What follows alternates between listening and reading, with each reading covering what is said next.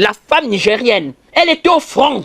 Aujourd'hui, il faut non seulement saluer les Nigériens, de dire qu'ils constituent une force, il faut saluer ce que moi je vais appeler aujourd'hui la femme nigérienne. Elle était au front.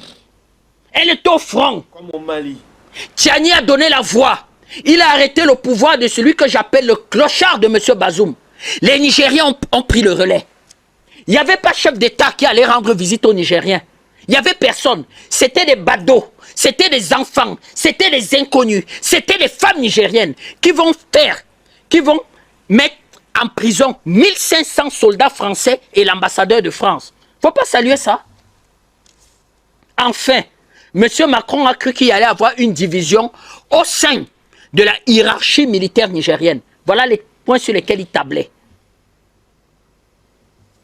M. Tiroubou qui va en guerre, le soutien politique des États-Unis, le soutien de l'Union européenne, la démobilisation de la force nigérienne et des jeunes enfants nigériens et de la femme nigérienne, et surtout des désaccords au sein de l'élite militaire nigérienne, de la hiérarchie militaire nigérienne.